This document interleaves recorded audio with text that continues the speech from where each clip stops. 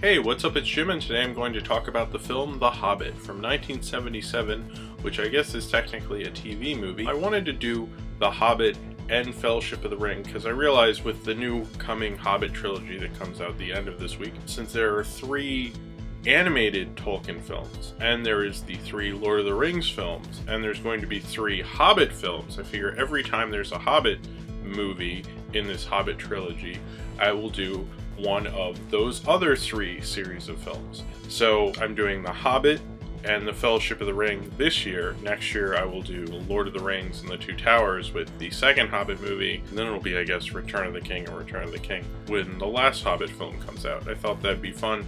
It's just a cool series I'm doing on all the Tolkien films that I guess have ever been made. I don't think there's any others. The Hobbit, the novel, kind of has a special place in my heart because it's kind of the first real book I read as a kid. I had read like smaller books and kids books and like Goosebump books, but I hadn't really read a real book like The Hobbit. And even though people consider it children's literature, I don't really. That's kind of the way they came about this animated film. So when I finished the book, I obviously wanted to see this cartoon. I understood at the time, having read the book, that it wasn't the best adaptation, since there wasn't really any chance of a Hobbit movie getting made in the mid-90s. My interpretations of The Hobbit after reading the book was this, and then the Ian Holm BBC radio production, which is actually really good.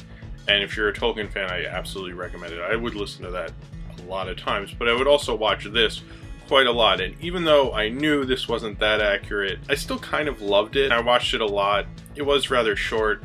I like the animation style. My dad, who was very into Tolkien, and his friend, this guy Michael Powell, and he'd come over like every Friday, or I don't think it was just Fridays. He would just come over every now and then. They'd play Magic the Gathering together. I played Magic the Gathering, but they played some intense Magic the Gathering games, like some real intense shit. Really intense nerd shit. I think they had played Dungeons and Dragons at a certain point. I was like 8 or 9. I just remember they'd be sitting across this big table like contemplating what to do next. I was like, whoa, that is some serious Magic card playing right there. You know, they were big nerds, but Michael Powell was a big Tolkien fan. A huge Tolkien fan. Like, he knew so much about Tolkien. I would always ask him things about Tolkien when I was a kid because I was so into The Hobbit. I kind of read Lord of the Rings, not really, but I was very into The Hobbit. And I remember watching this one of the times, and he came over, and there's a scene with Elrond, and the Elrond character is pretty badly designed. I remember Michael Powell, my dad, commenting on how ridiculous Elrond looks in this movie. This film isn't exactly accurate, but at the time, much like comic book films at this time, I kind of understood that this was the only way this stuff was going to be made, so I just accepted it. It wasn't worth getting that upset about. This was called an animated musical television special, which it has all the songs in it to its credit. The only song that is original and the only part that isn't in the book is The Greatest Adventure, which is pretty cheesy and has that kind of like that 70s folksy, even his voice sounds like it should be playing on vinyl kind of sound to it. They really thought this would be kind of a bigger hit than it was. It didn't really do that great. I had always thought this was a film in theaters, and maybe it did play in a few theaters in certain countries, but I can't find any knowledge of that. All I can find that it was first broadcast on NBC in 1977, and I've seen some merchandise from it. So I always kind of thought this was a movie, but it's just a TV movie. And Rankin and Bass are kind of most famous for Rudolph the Red-Nosed Reindeer TV special. They're more known for their stop-motion animation.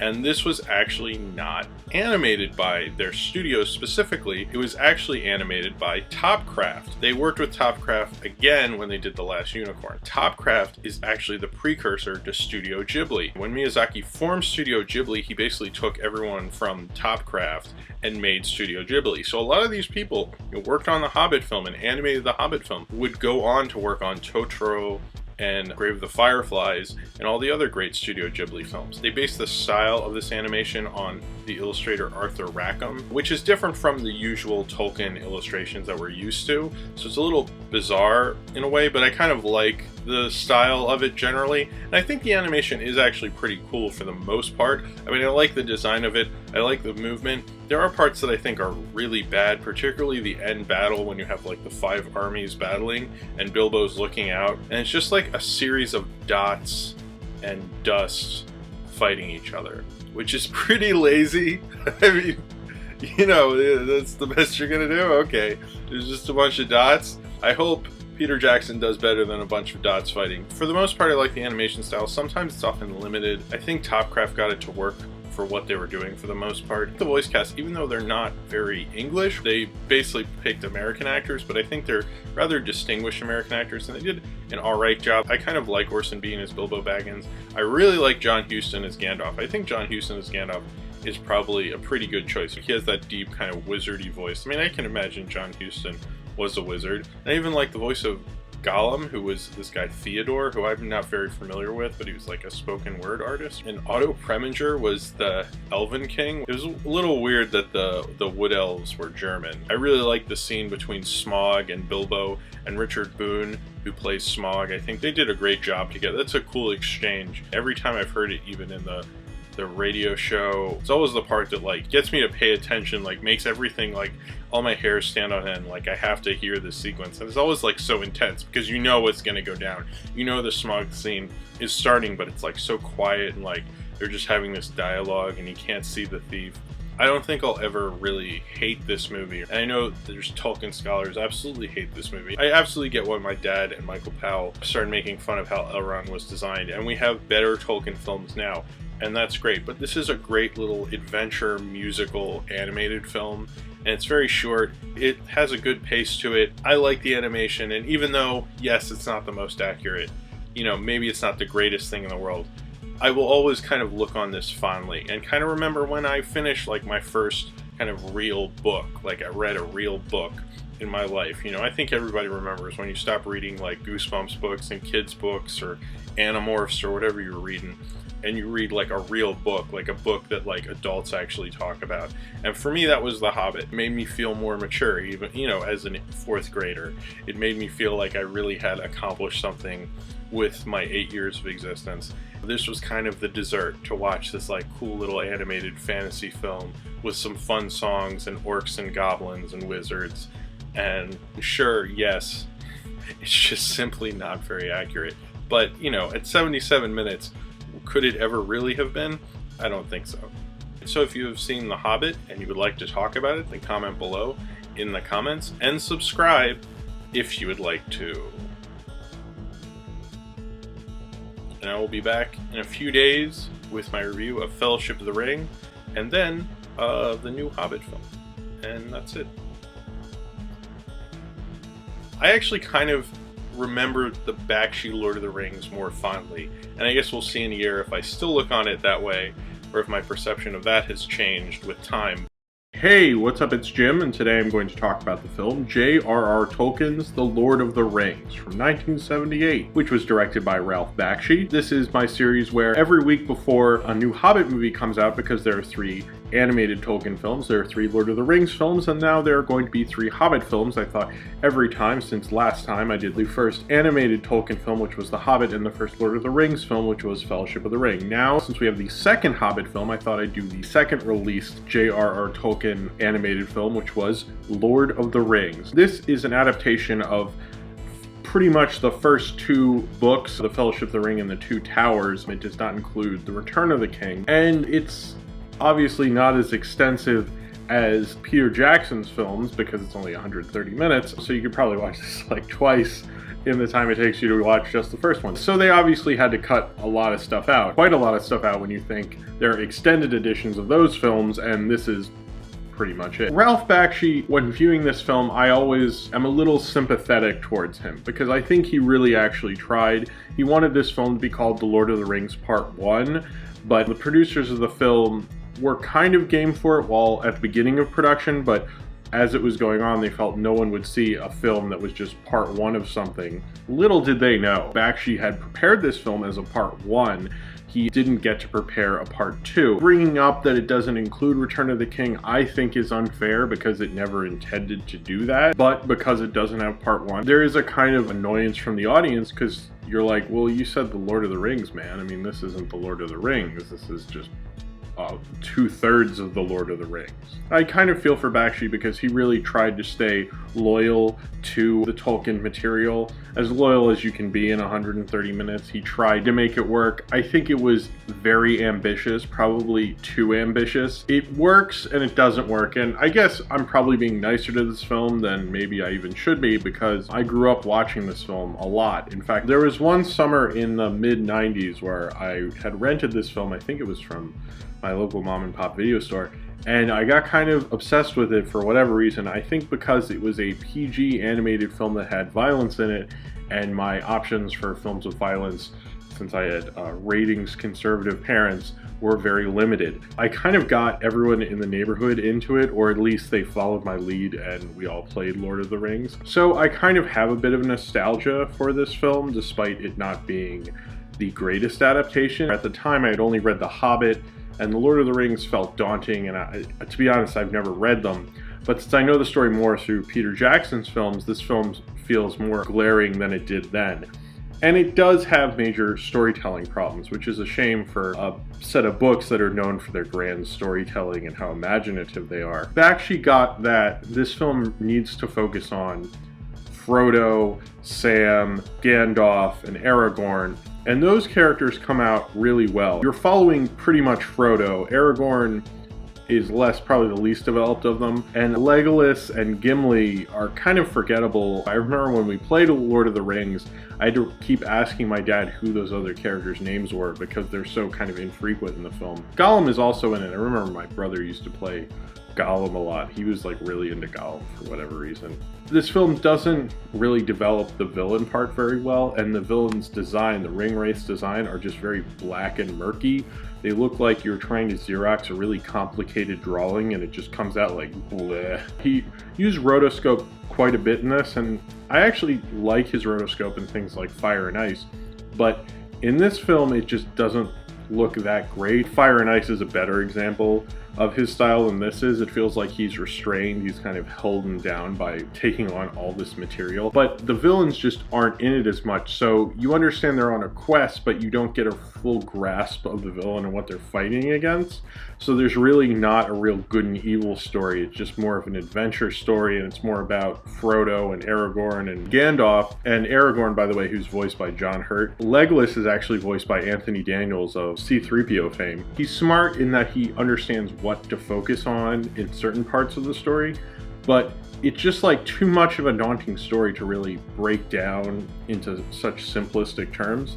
And since he's trying to include things and trying to also be faithful, a lot of it doesn't work. And a major criticism of the 1978 Lord of the Rings is that you'd have to have read the book to understand what's going on. At the time when I was a kid, I do remember asking my dad, who is a big Tolkien fan, a million questions about what was going on. And part of me kind of feels like the reason I understood it this time, and I hadn't seen it in a long, long time, I actually hadn't seen it since Peter Jackson's films came out, is mainly because I'm familiar with the material. I think if you came into this without knowing it, Lord of the Rings, it really relies on the fact that you have a familiarity with the books. And this book was really popular. It was the 70s, you know, Led Zeppelin loved Lord of the Rings. Every pot-smoking, fantasy-loving, heavy metal reading kid probably had a copy of these books, and so they could kind of follow along, but it wasn't going to win new fans over. A common thing is that this film was such a failure, someone else could come along and make The Lord of the Rings and make this film instantly forgotten. Critically, it was kind of a disaster, but financially it did pretty well. It was bigger than Fritz the Cat was in this country. There's no foreign box office for this one, unfortunately, but I think Fritz the Cat worldwide made more. But this was a decent hit for Bakshi, actually, and I think it kind of broke a little more mainstream. And this was a time when you could have kind of stoner adult animated films in wider release than actually we do now, which is interesting that in the late 70s you had like things like Wizards and American Pop and Heavy Metal, which isn't a Bakshi film but looks kind of like a Bakshi film, and Fritz the Cat. I don't think you could make adult animated films on this scale, the scale that Bakshi did now, interestingly enough. And I think he probably wanted to prove himself. There was really no like auteur animation directors at the time, or at least to like what he was doing. He loved Tolkien, he wanted to take on someone else's work, and hey, it worked out with Fritz the Cat, right? It's way too hindered down by trying to accomplish way too much. He doesn't make the sacrifices that like Peter Jackson and even the Rankin Bass people made to make it work more as a movie. He's kind of trying to fit all this stuff in,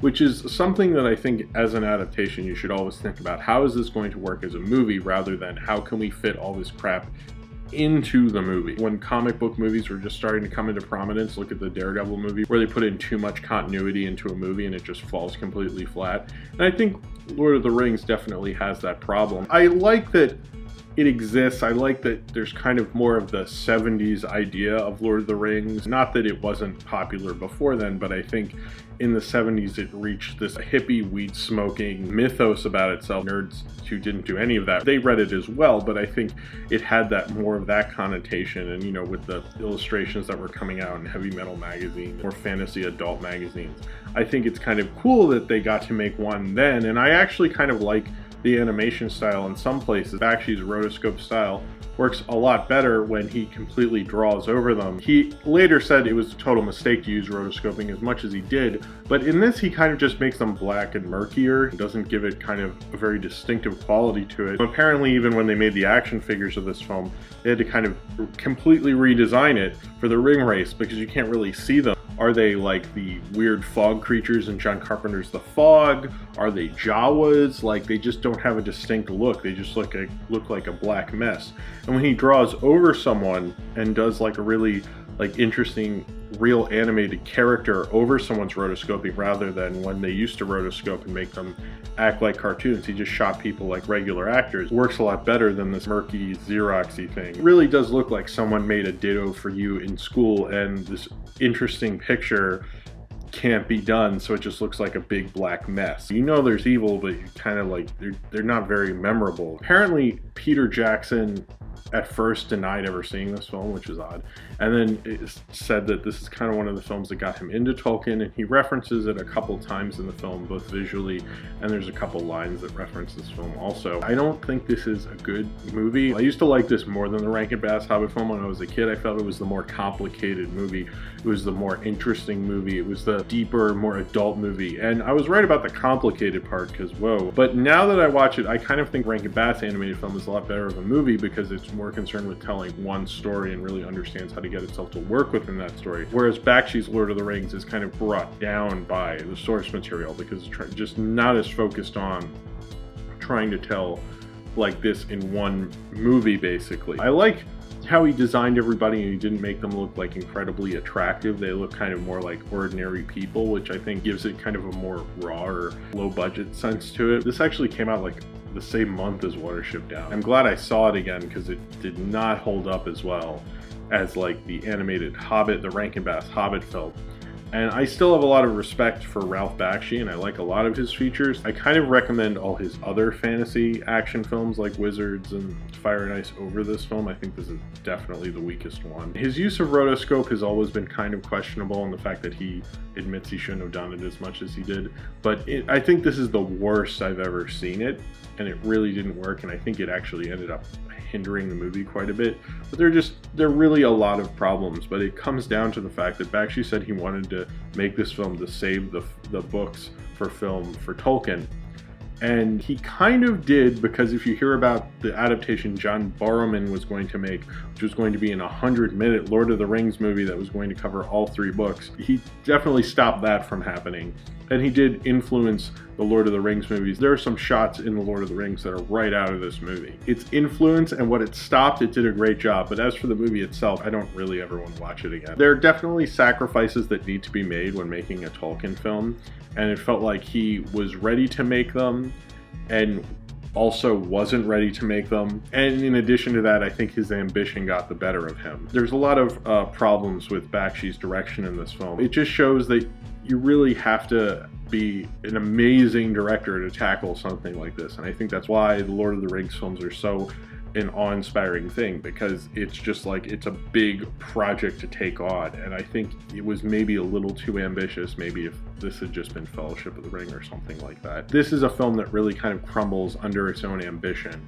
And that's a shame, because I think, you know, a Ralph Bakshi Lord of the Rings, if I was around in the 70s and someone said, hey, Ralph Bakshi's making a Lord of the Rings, I would have been excited. I would have been like, oh cool, I like lizards, this might work. I wish this had kind of worked out for him, but I also wish he had probably directed it a lot better as well. So if you have seen J.R.R. Tolkien's The Lord of the Rings from 1978 and you would like to talk about it, then comment below in the comments and subscribe if you would like to. Hey, what's up? It's Jim, and today I'm going to talk about the film The Return of the King from 1980. Now this is made by Rankin Bass, who also made the 1977 Hobbit animated film, and this is kind of considered and made as a sequel to that original TV special. This is continuing and finalizing my series where every week before a new Hobbit movie comes out, since there are 3 Hobbit movies and 3 Lord of the Rings movies and 3 animated Tolkien films, I thought for every Hobbit movie I would release a review of a Lord of the Rings movie and an animated Tolkien film. With the first one I did Fellowship of the Ring and The Hobbit with the first Hobbit movie and so forth, and now that we're on to the 3rd Hobbit film, I'm doing Return of the King and Return of the King. After Ralph Bakshi's Lord of the Rings came out, and it didn't really set the world on fire, he thought he was making a part 1 and he never got to make part 2. People were pretty angry at the end of the film since it wasn't the entire Lord of the Rings like they thought it was, and so there was somewhat of a desire from the public to see the Return of the King be made into an animated movie. So Rankin Bass decided, hey, we should do that and make kind of an unofficial sequel, even though it has nothing to do with the Ralph Bakshi movie whatsoever. And so they came up with this idea. So what they did, which makes no sense, is they were like, let's make a follow-up to The Hobbit, but it'll be Return of the King, since Ralph Bakshi hasn't done that. And that's why we'll put this movie into production. Which makes no sense whatsoever. What makes even less sense than all of that is that they actually had planned on The Return of the King being adapted and being the sequel to The Hobbit before the whole Ralph Bakshi thing even happened, which also makes no sense. The whole idea of making just a movie out of The Return of the King makes no sense whatsoever, which is kind of like the storytelling of this movie. The whole idea of making this was totally so that they could cash in on this series of Tolkien films that happened in the late 70s. They kind of rushed this into production. And I will say, I think the script feels incredibly rushed. The animation doesn't. I think the animation really holds up. Of course, it's done by Topcraft, who most of which would go on to become Studio Ghibli. You can tell that fine craftsmanship of an animator that's going throughout this film. At Bilbo's 129th birthday, and takes place after the events of the Lord of the Rings, in which they are telling him exactly what happened during the Lord of the Rings. And Merry and Pippin are there, and Samwise and Frodo, and Bilbo, and he's super old, and he's like, what happened to the ring? Oh, I had to throw it into a volcano and stuff. Then a minstrel comes and tells the tale of the man of Frodo with 9 fingers, because he lost a finger. Spoilers, I guess, is that Gollum bit off the finger with the ring, and then he fell into Mount Doom and all that stuff. Then they tell the tale of Lord of the Rings, but not really. They just go, well, him and Samwise went on a bunch of adventures. Let's not get into that. So then they're at kind of close to Mount Doom, just throwing the ring away, and that's what's up. And you're like, wait, what's going on? Whatever happened before that doesn't really seem to matter to the people of this film. So they don't really explain what was happening to them all that time, and the whole fellowship thing, or Legolas or Gimli, and Aragorn is really kind of not in it too much. But they do have all the stuff when Samwise and Frodo are in Mordor, and they keep cutting to the battle at Minas Tirith in Gondor. That never really works because they always have to kind of explain certain characters. They have to explain who the king is, what's going on with that, who this character is. They literally have to have characters give exposition because we didn't have 2 other movies to explain any of this. And that's really the problem with this whole movie, is just the whole idea of doing Return of the King is really a stupid idea.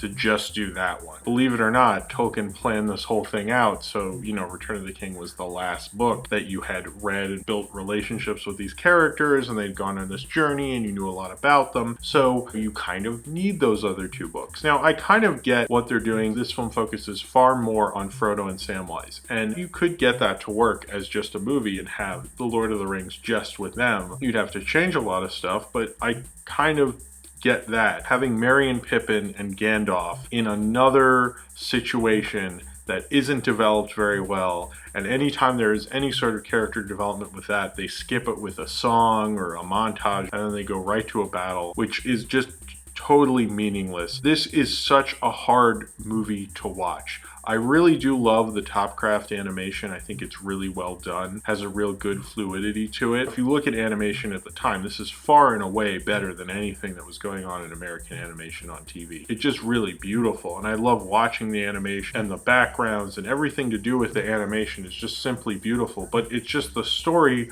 doesn't work. It feels very rushed. Apparently the whole thing with Bakshi and that is simply a rumor. It kind of makes sense that the rushed feel to it makes the rumor feel true because it doesn't feel like they spent a lot of time on this. Really, The Hobbit is a different story from Lord of the Rings. That's something Peter Jackson never learned. But this film is kind of doing the opposite of what Peter Jackson's doing with the Hobbit movies, whereas he's trying to make the Hobbits more like Lord of the Rings. This movie is trying to make Lord of the Rings more like the Hobbit, but it has even bigger problems because it didn't pick the right book to do that with. But trying to make it an unofficial sequel because everyone was like, oh, finally I get to see the Return of the King movie, it kind of makes sense. But the idea that they wanted this to be the sequel to The Hobbit the whole time is just like, what was going on at Rankin Bass? Like, who was making these decisions? I don't understand the rationale whatsoever. That makes zero sense to me. It felt like Rankin Bass didn't really understand even less of what they were adapting this time than the first time. The whole idea of skipping huge moments of character development to move the story along is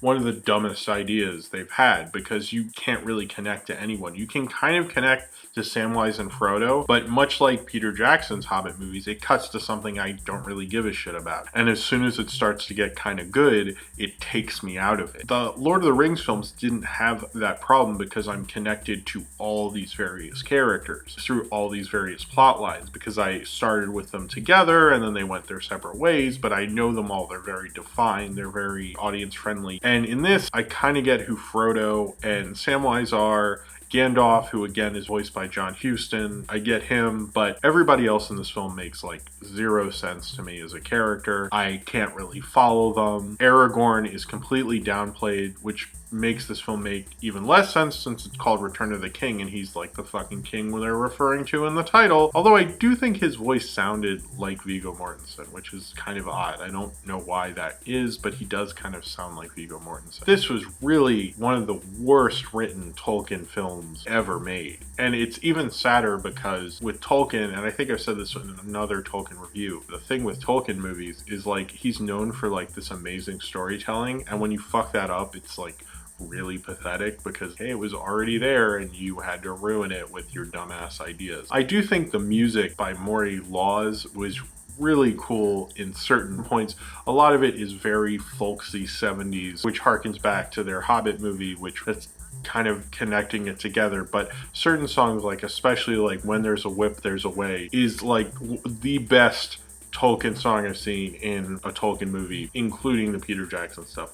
I love When There's a Whip There's a Way. I remember when I watched this with my dad, he was singing along to it and he remembered it for like years afterwards, and it's very memorable. It's very awesome. You can watch just that song on YouTube and I highly recommend you do. This film, the interesting thing I think about Return of the King was because most people didn't like it because they had a brain and respect for storytelling is probably why, but when nobody really liked it, it didn't really get a huge VHS release. And when I was a kid and I was obsessed with these Tolkien animated films, it was really the obscure one. It was the one you heard rumors about. I heard it was on VHS in some places, but you could like never ever find it, or at least where I lived, I couldn't find it. And then one time Cartoon Network was gonna play it because they would play like more obscure animated stuff. And since I guess nobody wanted this was before the Peter Jackson films, and they played it and it was really exciting. And even though I got all the neighborhood kids who lived around me into Bakshi's Lord of the Rings and The Hobbit, and we all love those movies, especially Bakshi's Lord of the Rings. I seriously maybe have seen this 3 times before I saw this for reviewing it, because like I couldn't even get into it then.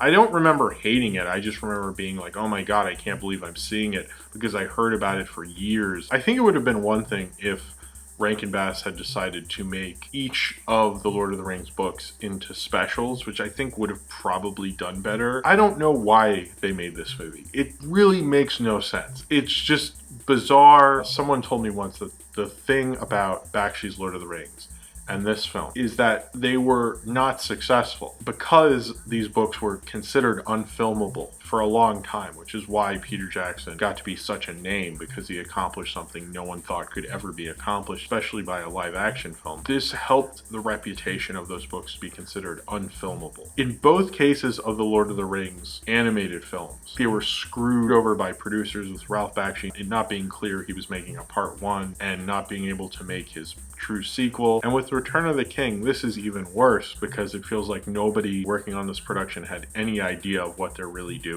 I will never watch this movie again. I will watch Where There's a Whip, There's a Way, because that is an awesome song. It's got like a cool like 70s guitar and a synth thing going under it, and it's kind of funky. It's good. I like that song. But the rest of this movie is so hard to get through. I was shocked. And then it has sequences that, like, it has a dream sequence, it has sequences that don't really affect the plot, it goes on in weird places. This is a mess of a fucking movie.